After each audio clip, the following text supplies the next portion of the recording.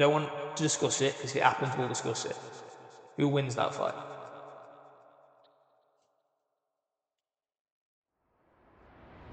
I really don't want to disrespect.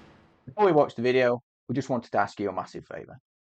We just wanted to ask you if you could please take a minute to like the video, subscribe to the channel, turn notifications on, and also check out our TikTok for short content and daily updates. We really want to keep growing the Boxing 365 community and keep making content like this for yourselves, the boxing fan. And most of all, thank you and enjoy the video. Hello everybody, welcome back to Boxing 365.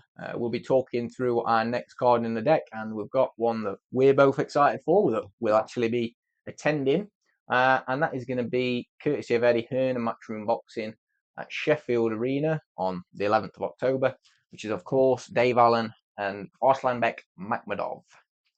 Love this one. Woo-hoo. Love this one. Absolutely buzzing for this one. Starting at the top. Massive fan of Dave's, always have been. Yep.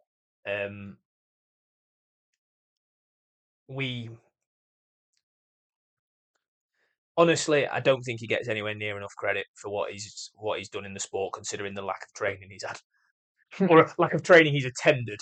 I should say. Look, it's a tough fight. I've seen loads and loads of people saying this is going to be an easy fight. Dave Allen's going to walk through him and stuff. Like, let's look. I never thought when it was announced I'd be having to say this, but let's put a little bit of respect on Makhmudov's name. Makhmudov is a good boxer when he wants to be. Yes, he's a big lump. He hits incredibly hard. Yep. He's not a bum. Yes, he's been beaten twice, but by Ajit Kabayel, who is one of the names that are be rumoured to be the heir apparent to Mr. Usyk's throne. Yeah. And then beaten by Guido Vianello, the Italian heavyweight, who again is a tough opponent, who's fighting this weekend also on the Jaron Ennis undercard against Alexis Barriere. He's been in there. He's beat people like Carlos Pacam. He's at that level, and I just think for people to say, and look, we'll find out later, but I do think Dave Allen's too cute. I think he's too clever. He's in the shape of his life. I think he goes in there, and I think he stops him. Yeah, it's going to be interesting. I think they both have 19 stoppages. Both can hit. Like you say, you'd say that Dave Allen's the smarter, slicker boxer, defensively better. So. And I think he's going to be.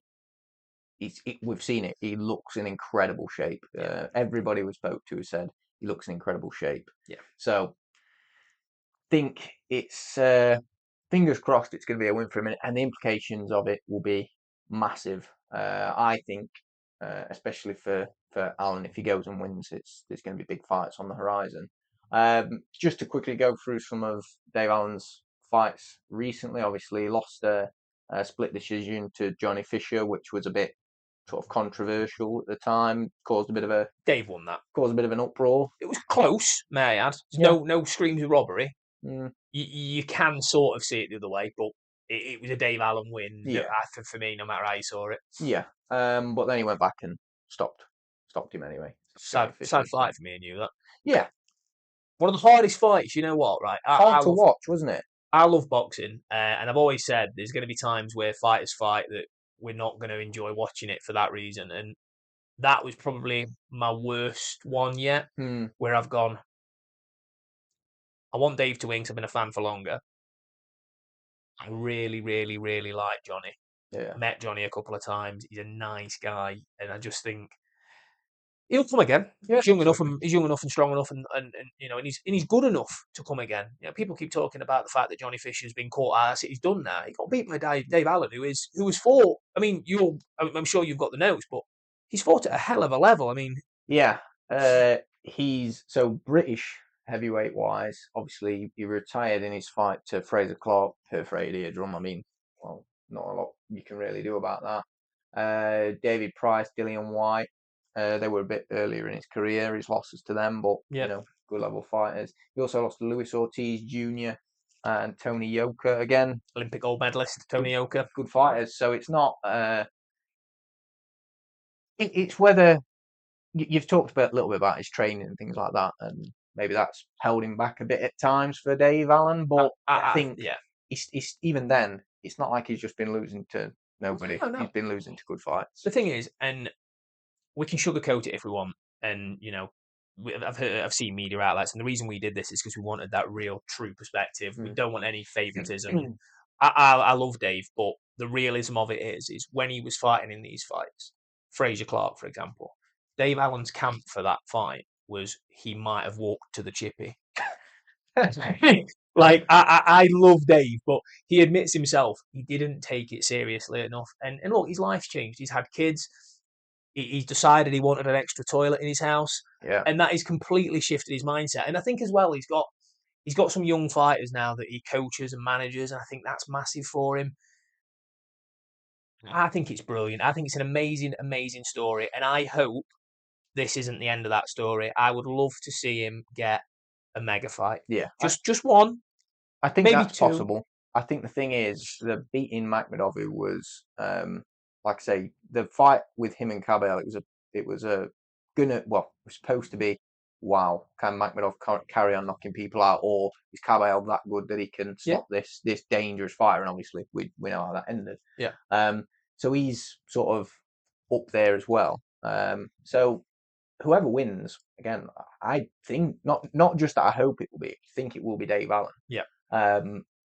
It should be a big fight next, shouldn't it? It's got to be someone up there, one of the big heavyweights, or at least a big name. If it's Dave, it's got to be a big domestic dust-up, hasn't it? So let me ask you a couple of hypotheticals before we start to move down the card.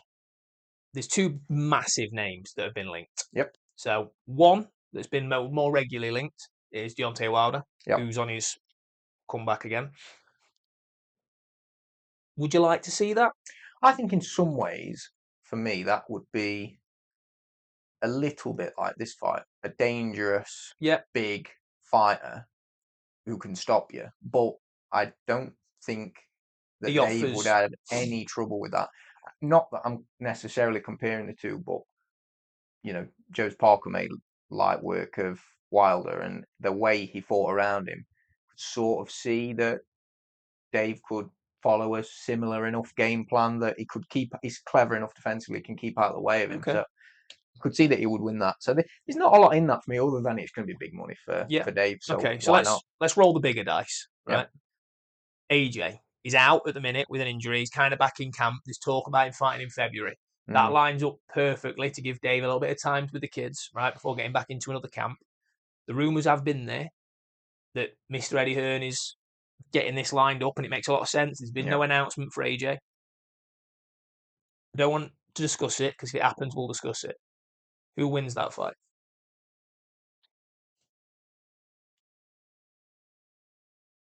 I really don't want to disrespect Anthony Joshua. If Dave beats Makhmudov, I think he carries on and he'd beat AJ. But I'm not sure, because I just don't think you can write AJ off after everything he's done. And I'm not an AJ fan. Everything he's done in heavyweight boxing, I just don't think he could ever write him off. So. No, I do think, we're not going to have a full conversation about it, but I do think with AJ, like you said, he's good enough that he could realistically stop Dave. But I just think you've got momentum. I think we've not got the old AJ anymore. And I think if it was AJ 4 or 5 years ago, different fight. Yeah. But it's not, and you play with the cards you dealt, and you judge what's in front of you. So Dave Allen, phenomenal fight, super excited. There'll be plenty of content from us at the fight. Absolutely. We'll go down to another good fight on the card, which is Josh Padley vs Bellotti. Super featherweight, 10 rounds for the WBA International. Everyone writes Reece Bellotti off every time. Because he has got 6 losses on his record, I believe. 6, yep. Yeah, so he's 20-6, 15 stoppages.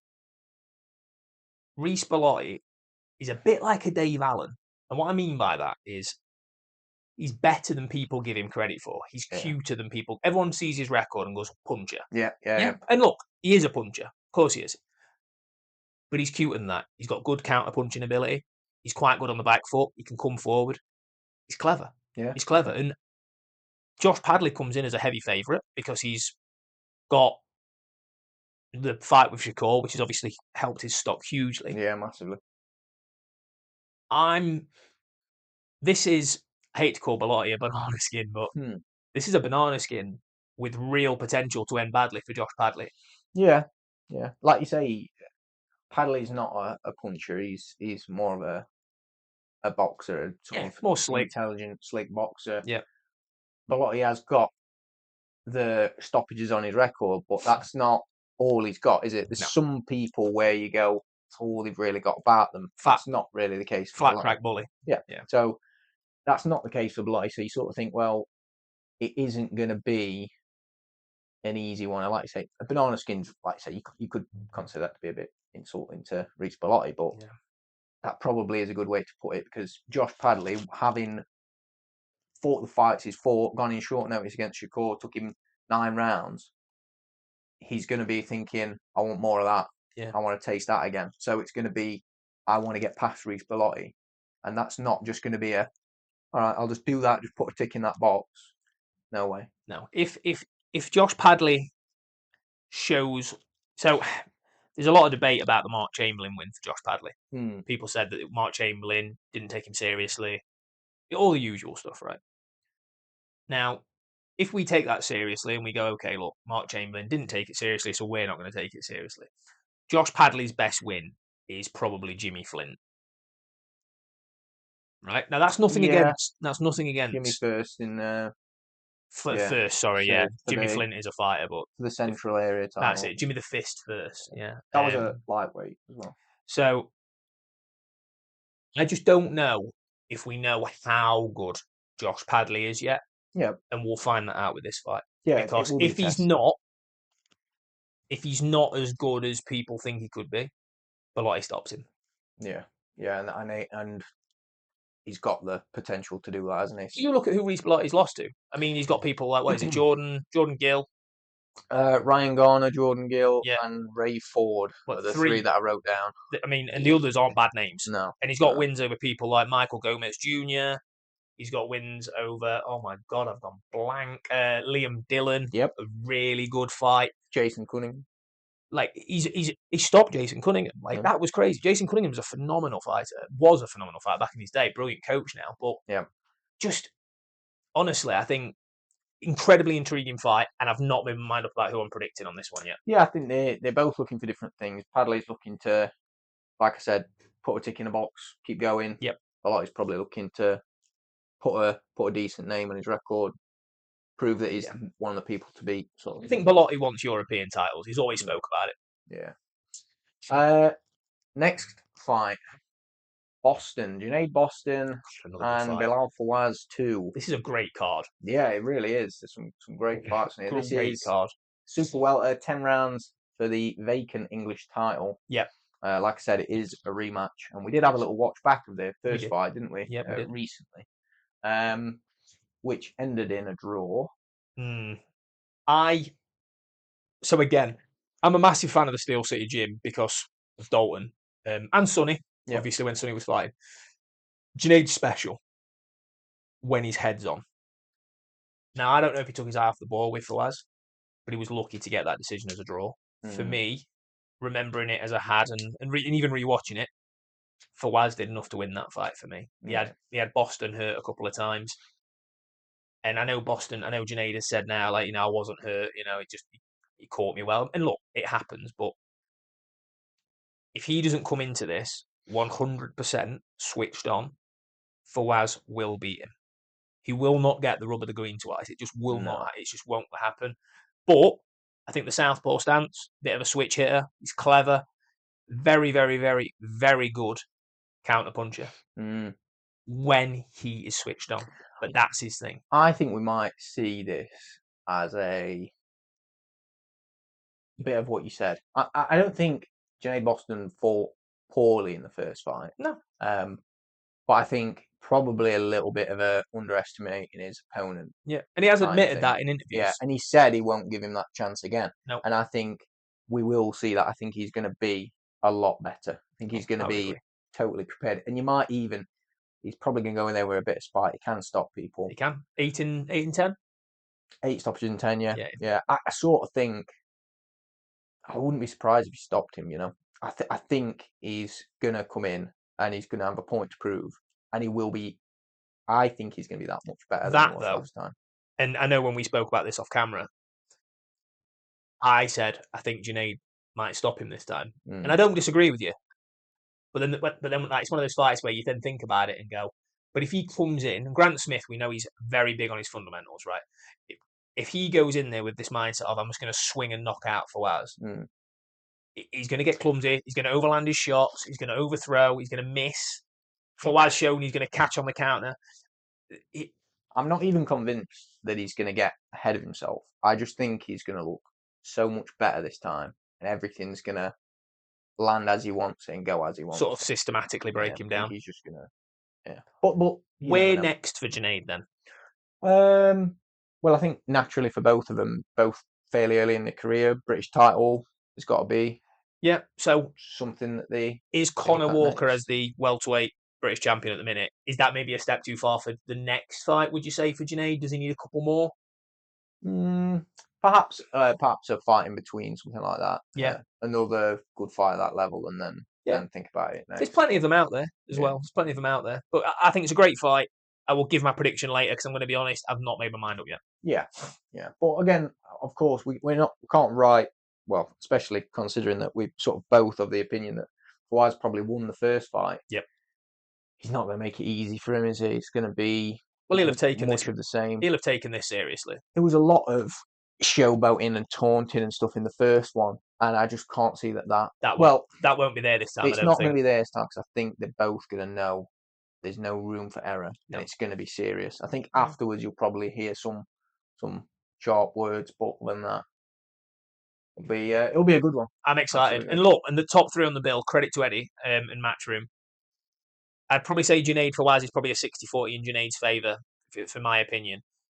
But realistically, let's not overcomplicate it. These are 50-50 fights. Top three. These are great fights. Great fights. Good. And number 4, another good fight. Another good fight, yeah. Or especially another exciting young fighter on the card. We've got Hamza Uddin and Sulaimaan Kizota. Good fight, this. Superfly, 10 rounds. Hamza Uddin is 5-0, 2 stoppages. Yep. Very exciting British prospect. Yeah, so Hamza Uddin, when he came into the pro game, there was talk about him moving very, very, very quickly. Now, he has had a couple of performances where they've not had to step him back, but they fought, was it Norman? Ben Norman. Ben Norman. So, fought Ben Norman. We were there at the BP Pulse Live, I believe, off memory. Really, really good fighter, Norman. A lot better than his record suggested. And he gave Uddin a little bit more challenges than I think people were expecting. That was a year ago. They've just sort of slowed his progress a little bit. I think with this one, it's another step up. I think he goes out there and puts on a statement. They can start to move him quickly again. But when he made his debut, there were talks about him being in British titles in 2-3 fights. There were talks, under 10 fights, being in there with people like Galal Ufai. Yeah. This kid is highly, highly touted to do big things in the sport. This will give us a hell of a lot to go off because this kid that he's fighting, I don't know his record, you'll have it, it's big. And he's only 24, 25 years old. Yeah, he's 22. Oh, 22. Sorry, I thought you were still talking about Hamza Uddin there. Hamza Uddin is 22. He is. Hamza Uddin's a baby. Yeah. But no, Kizota is 22-6, 13 stoppages, so he can hit a bit. In his losses, he's been stopped 3 times. So, no massive names on his sort of resume. He's only fought outside of Africa once as well. And he did lose there. Yeah. He's on a bit of a he's back to where he should be. He's had a couple of wins in a row now. Yep. So yeah, I think it's probably the right kind of test for somebody who you're trying to progress, but that you're just reserving him a little bit. You don't want to throw him in there and ruin him too soon. The reason I like these opponents for 2 reasons. A, the opposition. Apologies, I forgot his name, but Kizota. So Kizota is Tanzanian. Yep, is that right? So he's coming over. This is going to be a good payday for him, which I think is a brilliant opportunity. This is a world title fight. This is his big. Even though Uddin is a 5-0 prospect, this is his biggest fight of his career, right? He's got a winning record, so we don't want to lose. He's not coming over to lay down. He's going to come over here and go, do you know what? If I cause the upset here, maybe I get another chance. Yeah. Maybe I get another opportunity instead of going back to Tanzania and having to fight on the small horse show round there. It's interesting. And I'm curious to see how Hamza deals with it. I've got a prediction in my mind for this one.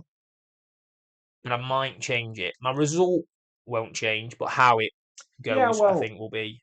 it is Kizota's. He's clearly got a bit of power. He's a bit of an awkward southpaw. So the African fighters, the problem is as well, there's not a lot of footage on them. You don't know what you're getting. We saw it with Elvis Ahoga, who came over to fight Tyler Denny. He fought Tyler Denny and Callum Simpson. I think he fought Callum Simpson first and then Tyler Denny. Came over and he gave him some problems because you don't know what you're going to get. Turns out you're a bit of a showboater. He's got a little bit of jip. You don't know what you're going to get. And if he comes over there with that awkward sort of style and that awkward mindset, he's going to cause some problems. Yeah. Another really, really, really good fight, that. It is, yeah. Brilliant. Is it your favourite next? It is. Ibrahim Sulaimaan. God, you love Spider. him. I'm going to let you talk about this James Chereji? Chereji. Don't know. He's Romanian. Big up James. At super featherweight, 8 rounds. Yep. Spider Sulaimaan. I don't know what it is. He's got 4 stoppages. He's 24 years old. Yep. He won the Matchroom Prospect of the Year last year. He did, yep. I don't know. We've seen him a couple of times. I think we've been there for a couple of his fights. I think I've been there for 4 of them, yeah. And don't get me wrong, he's all right. But I just, particularly the Matchroom Prospect of the Year, I don't see it. I don't know what I might be missing something. I'm not an expert boxing brain. No. But we watch a lot of boxing. A hell of a lot, yeah. And I think I see other prospects that I would put ahead of him by quite some way. And I think I don't see that. I wonder whether in this fight where he's fighting a good step up actually. So you know what? If Spider Sulaimaan goes and actually beats this guy and does it well, I will retract my statements and I will eat my hat. Okay. So I can't see it happening. I don't think he's going to go on and do what be a world think. beater. Yeah. So I'll give you my honest opinion, and you'll know it's honest because I've told you. These guys won't. I could tell them whatever I wanted. But I'm in the same boat as you. And look, it's not the fact that I don't like the kid. I just, you watch prospects, certain prospects, and I appreciate that this is styles to the game, right? And I get it. And I've loved fighters over the years. And I don't think I've got a style of fighter that I love. I loved Canelo. Yeah. Manny Pacquiao.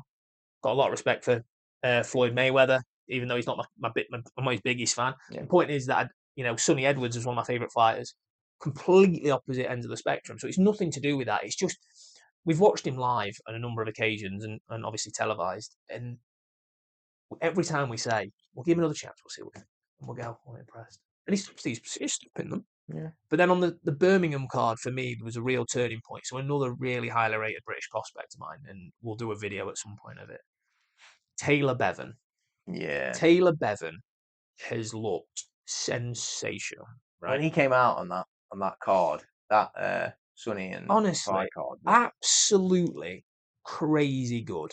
Just looked brilliant. Sulaimaan, the only thing he looks good at is being awkward. I just haven't seen anything where. And look, maybe me and you are clueless. Maybe. I don't think we are. Because I've spoken to other people who see the same thing. So look, let's get past our confusion regarding how he got prospect over the year over some other prospects that we're not going to name because they don't upset anyone. But this is a good opponent. Yeah. Fighter that's coming to win. Exactly the same record as Kizota. Is that right? 22-6 again, yeah. Yeah. Not coming here to lay down. This will be the first, I think, fight where we're going to go, okay, this is going to be a challenge. I think he's going to have to be good to beat him. Got to be. That's going to be the difference. He's not just going to be able to be awkward and a little bit. Yeah. I think he's going to have to be good to beat him. And that is a bit like with Junaid, as a similar sort of trying to get a comparison. With Sulaimaan, it's in that point now where you can be bad and get through a certain amount of levels if you've got talent. Yeah. But you get to a point where talent alone isn't enough. And we've seen it. Every year you see prospects trip over these sort of challenges because they're not quite as good. Yeah. We see it in motorsport a lot where people run out of talent. And this for me now is, right, have you got the commitment? Can you adapt your game plan? Are you going to listen to your coaches? Because he's not got a bad team in his corner. This definitely is a challenge as well, It is, because yeah. this guy, his losses come to Liam Poro, World champion. Yeah. Jowd Bellamedi, Yep. John O'Carroll, Yep. Danny Quartermain. So he's losing to people of a certain level. I mean, especially Liam Poro, of course. Yeah. You know, Former IBF world champion. So it's not. He's stepped up the levels in the past. This guy, he's fallen a bit short, but he's only been stopped by Liam Poro. Yep. And it's going to be a test for him. If he can punch. He's got 10 stoppages, Yep. so there's a risk there for Yep. Sulaimaan. There's a bit of danger. If he can avoid him, if he can outbox him, and that gives us a bit of a. You can never always draw direct comparisons, but again, a bit of a yardstick. I'll be happy to be proven wrong. I actually hope I am, so that I don't feel like I'm going crazy. Yeah. Because if he wins again, everyone's like, wow. I'm going to think, what am I missing? Yeah. I must be missing something. But I think if he wins this, let's just throw him in with Liam Poro. Let's have it out. Is he any good? Yeah. But no, look. That's probably not fair. That's probably bad on mine and your part. Let's not get too wrapped up in that. But Liam Poro, phenomenal stoppage over him. If Sulaimaan can go and replicate that, you've got to give some credit to Ibrahim. Yeah. We will be there. We'll be watching live. We'll see what we think. We'll let you guys know. Yep. If we are just going crazy, we'll probably delete the channel. We'll probably make an apology video to Ibrahim Sulaimaan. And then delete the channel. And then invite him on the channel and then apologise to him. Yeah. I haven't invited him yet because you might get a bit emotional. Right, who's next on the card? Who we got? Joe Howarth, Hayden Baker, lightweight, 6 rounds. Another great fight. Yeah, really good one. So Howarth, 13-1, 4 stoppages. He wasn't stopped in his loss. Nope. And managed and trained by Dave Allen, who's obviously heading up the card. Dave's spoken about him in the past. We talked about it. Said he's going to look to move Joe Howarth quite slowly and carefully, but that he has some real potential. Yeah. And I'll be honest, I love the fight. So I'm a massive fan of Kane. Kane hasn't got many, if any, outstanding wins on his record. Probably Ishmael Ellis is probably one. Ishmael Ellis was probably his highlight, which was for the area title. I think so. Now, look, Ishmael Ellis, by the way, decent fighter. Yeah. Like, it's not you've got to be good to beat him. But he's been in there and he's tested some phenomenal names. He's been in there twice with Jordan Flynn. He was stopped. We were there. He was stopped by Giorgio Vizioli, who we think is a generational talent. Yeah, he's going to be very good. And a long list. Conor Ben, Gary Cully, Sam Maxwell, some all right names. Aqib Fiyaz, decent. So yeah, he's done all right. His record of 19, 13, and 2 doesn't really tell the true story of the people that he's fought. He's not stepped out of the way of anybody. No. This is one of those fights. So it was interesting to see. So with Baker, he's very much a come forward, high guard, that style of fighter. Not particularly a slugger, but sort of an inside pressure fighter. Yeah. When we saw him against Giorgio, he was back on the ropes, being pushed back, which he doesn't particularly like, and he was stopped. If Howarth can replicate anything similar to that, phenomenal. Yeah. Absolutely phenomenal. However, there's been talks for a while that Kane Baker wants the rematch with Aqib Fiyaz. Yeah. So is he coming into this going, and I'm not saying he'll win every fight wanting to win, but is he coming into this with maybe that bit between his teeth thinking, you know what, make a statement here. Yeah, I want that fight. I want that fight with Aqib in Manchester because it got a lot of interest the first time round. Got a lot of interest when it was re-announced, and then it got cancelled through injury. I've got to be honest. Another really tough fight because we don't know how good Joe's going to be, and we only know what Dave says and off of his very few performances. It's another 50-50. Yeah, it's another tough one. It's another tough one to call. I'd edge again. I'd probably edge Joe, but it's one of them. But great fight. Don't want to spend too much time on it because we haven't got other fights to talk about. But credit where it's due. Absolutely brilliant contest. Yeah, it will be. We'll move on to a different Joe now, and the two Joes. Yeah, and we have spoken with him. Joe Hayden and Angelo Dragoni, super lightweight. Joe Hayden is 19-0, 2 stoppages. He's 25 years old. and he's also trained and managed by Dave Allen. He is.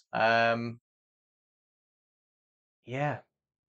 So first thing I think we should add is we have had Joe on for an interview. Yep. That'll be released on Sunday along with the video, ready for fight week. So make sure we check that out. Nice kid. Yeah. Clearly very fresh. Mm. I know you were a bit upset that I called him a novice, but in the pro game, again, coming from someone who has no right to give the opinion on people that step inside the ring, but I'm going to. He's a novice in the sport. He's stepped up a couple of times now in his last two. He made a few comments regarding how Dave's let him off the leash and he's given him that confidence and the fact that he takes everything Dave says for gospel. And he's obviously very, very, very proud to be sponsored and looked after by Dave. And I think their relationship's amazing. And he had some really, really kind words to say about him, which we'll obviously release on the interview. Great fight. Dragoni's tough. Another opportunity to get rounds in his belt. Not that he needs it. It doesn't stop many. But he's got some big plans for next year. And I'm excited because he's another one of them fighters that Dave has said that he believes, even though he's not had the big fights yet, he believes he is, if not already, one of the best British lightweights. The thing is, he's talked to us and he said that he obviously had a fight and this came short notice, but it was an opportunity he didn't want to turn down. Yeah. He's gone. I think he said he sold 200 tickets, which is great for him. Yeah, 100%. And I think I'm really hoping that he's going to, and he said he's got that faith that Dave will push him along at the right pace and make sure that he's not doing anything that he's not ready for. Yeah. And so I think this is probably fair. Dragoni, he's 10-8, one stoppage, so not particularly a big hitter himself. He's been stopped twice in his 8 losses, but he is naturally a welterweight. Now, obviously, this is at super light, so it is a bit of a that could come into play a little bit. Possibly. He might be the bigger man in there. Yeah, might be the bigger man, but I think Hayden's got the know-how, and he talked to us about Dave wants him to jab and box and move, and the rest is down to him what he feels he needs to do. If he takes the right steps, I think he's going to add another win to his career. He's going to be out again, he said, in November. He is. So that'll be good on Dave Allen's own first ever promotional card, which will be an interesting thing to see. Yeah, I like Joe. I think he'll go and do good things. He mentioned then that he mentioned a couple more fights and I'll be ready for people like Jack Rafferty, which I thought was a huge leap. Yeah. But credit. Yeah. Not a bad leap. But yeah, I think he's in and amongst that, and I think there's some good people in that division where he can go test himself a little bit more and see what he's all about. And maybe the two Joes will fight one day. He said he was hungry. Really? He said he was hungry for the titles, wasn't he? So that was it. Yeah. If he really wants it, and I think he does, and he talked about working hard, I think he's gonna make it. I think them next, like you said, them next couple of fights, hope they go his way next year. Titles. 100%. And we'll be there supporting all the way. Of course. Right, now we've got a couple of fighters, who at the time don't have opponents, but we will give them the time, which is Conor Tudsbury. First of all, 2-0, one stoppage, light heavyweight. Very highly regarded. He is. Looked good in his first 2 outings. Yeah, he's got a strong amateur background. He represented England and Team GB. And he won bronze at the Youth World Championships. So yeah, good fighter. Currently campaigning at light heavy. He's a big light heavy. They expect that move to cruiserweight will obviously come quite quickly. But he's a young man. He's got time to grow into his body, which is what I keep using as an excuse for myself. The realism of it is, I think they'll move him quite slowly over the next couple of years. But there's a good scene for light heavyweights in Britain, same as there is the cruiserweights, as there is the heavyweights. And I think Conor Tudsbury, if they move him at the right pace, which they're with the right people, with Matchroom, to do that, I think he's a talent for the future. We haven't seen enough of him in the pro game to make any real sort of jumps to conclusions of how special he could be. Yeah. But he's an interesting one. I'm interested to see who they'll put him in there with. At the late notice, you'd assume it's going to be someone of no one of real note. But I think that especially next year, I think there'll be some interesting bouts for Conor, and it'll be interesting to see what they do with him. Yeah, definitely.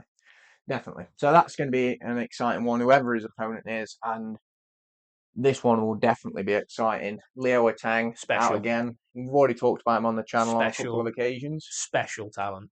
2-0, 2 stoppages. He's only 18. Baby. He's just... Honestly, though, he didn't waste no time. I've got a couple of bones to pick. Go on. With Leo, right? Firstly, it annoys me that he has other shots other than that low left hook. I'll be honest. Just throw that all fight. Throw that all fight. At least until you get to a level you need to worry about other things, because I just want to watch that repeatedly. Yeah. 2, when we did the Fight Day 5K 3 months ago, I was dead or dying, and I asked him for a piggyback, and he said no. How could he, eh? I know. How could he not carry you, you big lump? I know. I'm like, mate, you're a 6'6" heavyweight. But you've got the exact details in front of you regarding his amateur background. But this kid's special. Yeah. This is Matchroom's. Don't know if I want to say that. Go on. This is Matchroom's Moses. Yeah. This is Matchroom's Moses. Fair answer to him, isn't it? Moses Atauma is special. Agreed. There's no hiding away from that. Leo Etang is as exciting for me, and I'm as excited about him as I was when Moses first came through. This kid is special, and if he continues to do what I think he can do, them two will dominate heavyweight boxing for 10, 15 years, and that is terrifying to think. But these guys are phenomenal. Yeah, and he's, like I say, he's so young. He did so much in the amateurs. He was an under-19 world boxing gold medalist, European youth and junior gold medalist. So it's three major gold medals. Yeah. Has he got any little ones? Or? Well, he's like I say, he's incredible. I think the trajectory is on. I can't see obviously whoever they're putting him in with isn't going to be a huge name this late notice, but I think within a little bit like Moses, I think it needs to be 2-3 more fights. Yeah. And that's it. Just start stepping him up. And I think they will. And I think Eddie's going to be He's with the right person, isn't he? I think they aren't going to hold him back. What I'd like to see with Leo, a couple of things. Before we move on to the usual formats and bits and bobs. So with Leo, what I'd like to see is I'd like to see him fight abroad. So I'd like to see Matchroom take him to potentially to Monaco to do the Monaco card. I think potentially go over and do something in the States with them, maybe even Mexico. Really get his name out there and give him that experience at a young age, because I think that'll be worthwhile. The other thing is that I think what Matchroom will do with him that Queensberry didn't do with Itauma, which isn't a bad thing, may I add, is I think they'll step him through the routes of letting him go through the English and the British title levels, whereas with Moses, they didn't. They sort of skipped that. I'd like to see Leo Etang go and capture that British title. I'd like to see him go and get the EBU. I'd like to see him step up and do sort of a WBC silver. Yeah.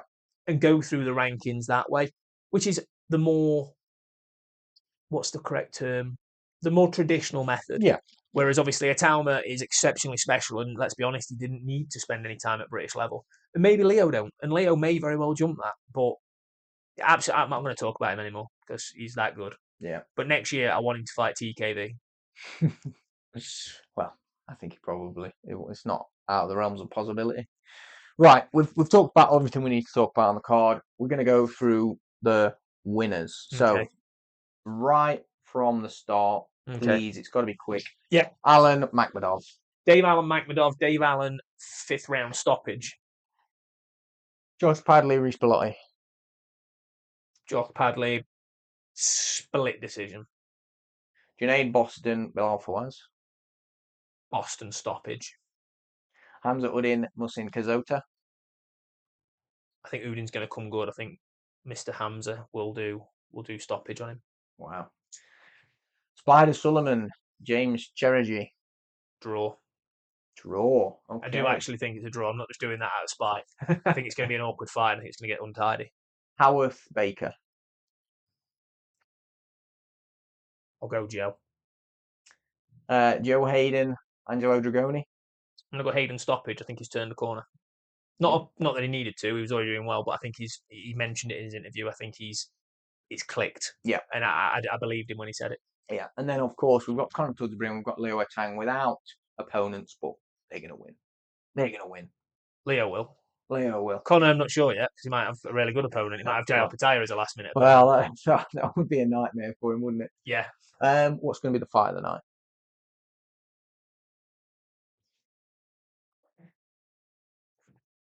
It'll be Alan Makhmudov. 2 heavyweights, scrappers. Oh, amazing. Where do you see an upset on the card? Working on the B side. Working on the B side. I know mine. I'm just debating which one. Well, there's 2. So I'm going to go Bellotti as my upset. Yep. My other one was potentially Baker over Howarth. Okay. Mine is that I think Sulaimaan might struggle with. Do you think? Yeah. Okay, fair enough. I can see that. But what do we know? Right. Before I go into Rate the Robot, rate the card. What do you think out of 10? It's good. It's got to be good. Got to be up there. Good. Depth of talent, top to bottom. Sheffield Arena's one of our home arenas. Soft spot for it. Absolutely love it. Cost is not a major belt. Yep. I can't give it the highest mark. But I do think value for money, it is phenomenal. And comparing it on the same level as the Collins Lorente and the Sean McComb Ben Crocker fight, this is a 9. Yeah. I think so. It is very good, isn't it? It's phenomenal. Especially like you said, value for money wise. Incredible. There's so much on there. There's a bit of something for everyone. If you go in, make sure to be there when the doors open. We don't want to see a half-empty arena. Oh, God, I hate be that. there when the doors open. I don't get why people do that. We'll have to do a video on it at some point. But you buy a ticket. It's like buying a ticket for the football and turning up at 88 minutes just to see the result. Yeah. It's like, oh, they've won, mint. What are you doing? Yeah.